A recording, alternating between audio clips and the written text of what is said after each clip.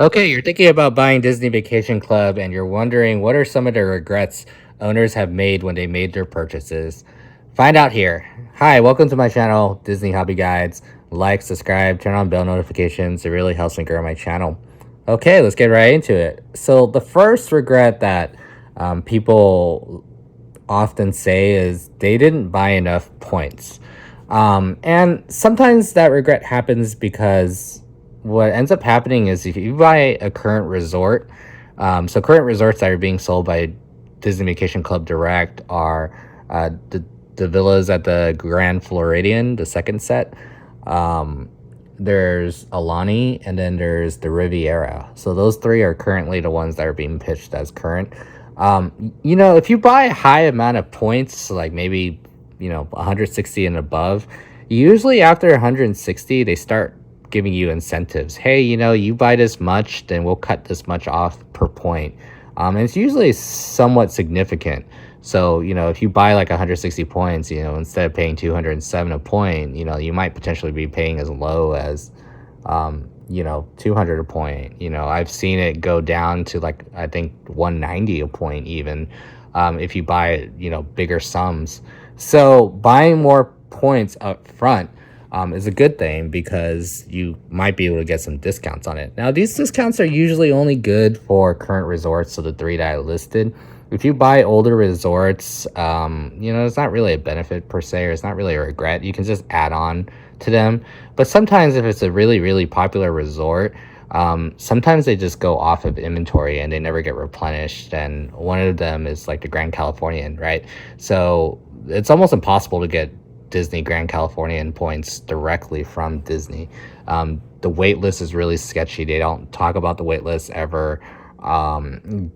As far as I know, they don't even have a wait list right now. So there's things like that where, getting the right amount of points on your first try is definitely beneficial sometimes. Okay. The next regret that a lot of people have is that they bought the wrong home.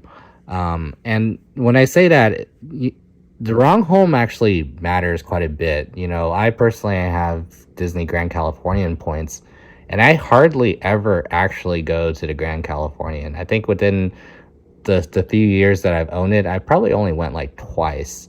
Almost all of my points are being used at Aulani.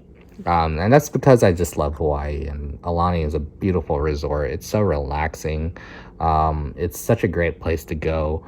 The kids love it and everything like that. And that's just silly. The Grand Californian is the most expensive points in the system, and Aulani is somewhat one of the cheapest resorts actually per point direct right now, is because it's still one of the current resorts being sold. So I'm using the most expensive points in the entire system to go to Aulani. I mean, that's not exactly the best use of points right there, right? I mean, if you're gonna buy the most expensive points in the system, you probably want to use it at the most expensive place, which is the Grand Californian. So having the wrong home is always a bad thing, and a lot of times people buy the wrong homes because when you go to Disney Vacation Club, the sales guides will sell you the three resorts that are current, which is Grand Floridian, Aulani, and Riviera. A lot of people don't even know that if you wanted to buy older resorts, you can buy older resorts directly from Disney. You just have to ask your sales guide. They're not probably going to openly advertise it. And if anyone gives you any problems with that, like, oh, no, you can only buy these three. No. You need to leave and find a different guide right there. You can always buy old inventory, from these resorts, unless it's the Grand California. And Grand California is literally the only resort that you can't buy right now. But if you wanted to buy anywhere else, feel free to buy anywhere else, and make sure that the home is the one where you want to stay at the most, because if you don't stay there the most, you lost your advantage, and it's just kind of a waste. Okay. The next regret that a lot of people have is they didn't know that some of the older resorts are available. We just kind of touched upon that with the wrong home, but yeah, all the older resorts are available to purchase directly. You just have to ask for them, pretty much. So if you want Animal Kingdom, yeah, they have it. If you want Old Key West, yeah, they have it. If you want Vero Beach, yeah, they have it. So, like, just because they don't advertise it as being available doesn't mean that it's not available. So if it's a resort that you know you love and you know you're going to stay at, make sure you ask and get that resort. Okay. The next regret that a lot of people have is that they didn't split their contracts up. And I can't stress this enough. I'm really biased in this point of view, but I don't believe in buying big contracts. I believe in buying smaller contracts that sum up into bigger contracts. And the reason for that is that it provides you with a really, really good exit strategy if you ever need it. So, like, so say, would you rather buy one 150 point contract, or would you rather buy three 50-point contracts? They both end up being 150 points, right? But there's a huge difference mechanically how they work.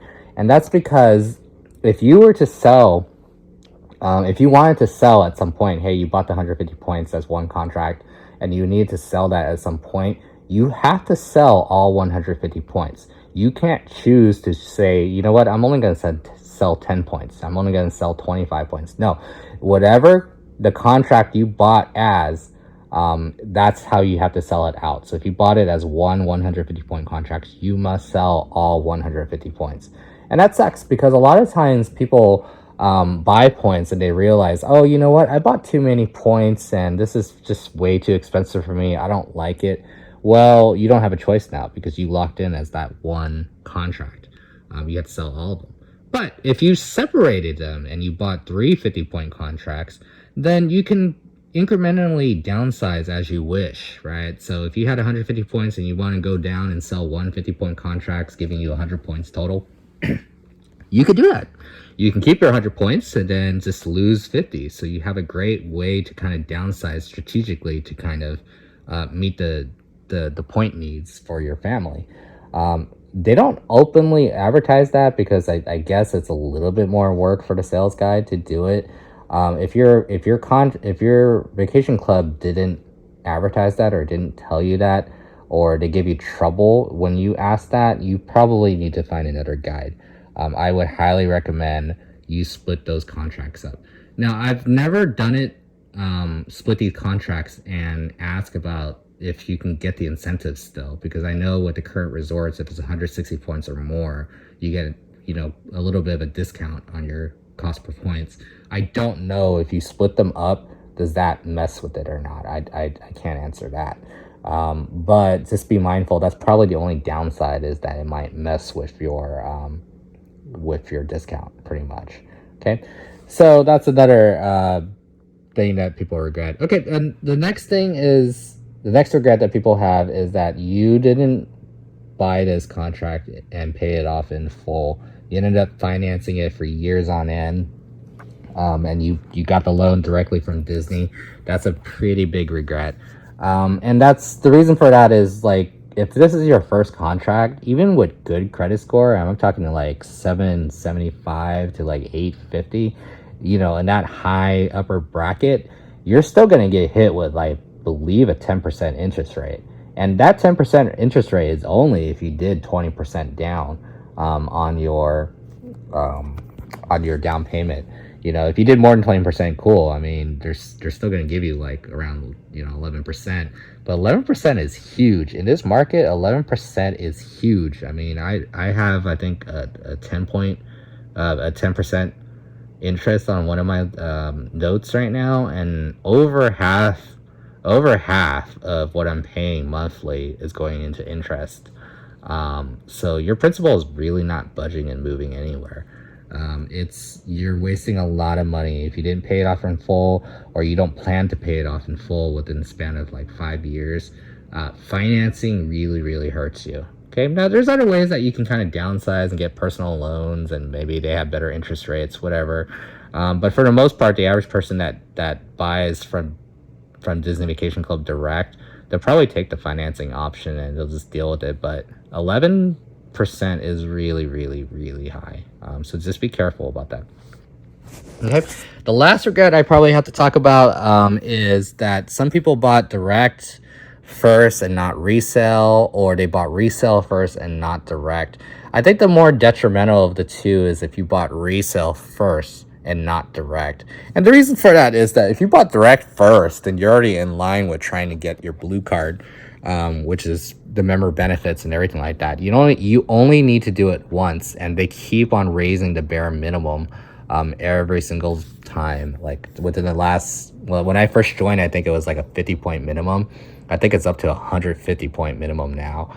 You have to buy that many points directly from Disney for you to get a blue card and have access to all the member benefits. So a lot of people regret, buying resale because now they have to pay a lot of money to buy direct just to get a blue card. But realistically speaking, the perks aren't really worth it. I mean, there's really not a whole lot of perks that are worth it from having a blue card. I mean, you might have like a top of the world lounge or access and stuff like that. I mean, that's cool, but is the lounge really worth paying 30 to 50% more? A lot of people don't see that as worth it. So that's how come there's some regret. Oh, I bought direct, and then it turns out that the perks aren't really that great. Well, shoot, I could have saved like 50% by buying resale. Okay, I regret that. Or some people buy resale and they realize, you know what, I actually want the perks. This lounge is great and it's actually really, really worth it. Well, I don't have a blue card because I bought resale, and resale doesn't give me blue cards anymore, so I don't have access to the memberships. So there's always that kind of regret. So those are some of the top regrets that a lot of Disney Vacation Club owners have. Hopefully that kind of helped you think about some things and steer you in the right direction. Like, subscribe, take care.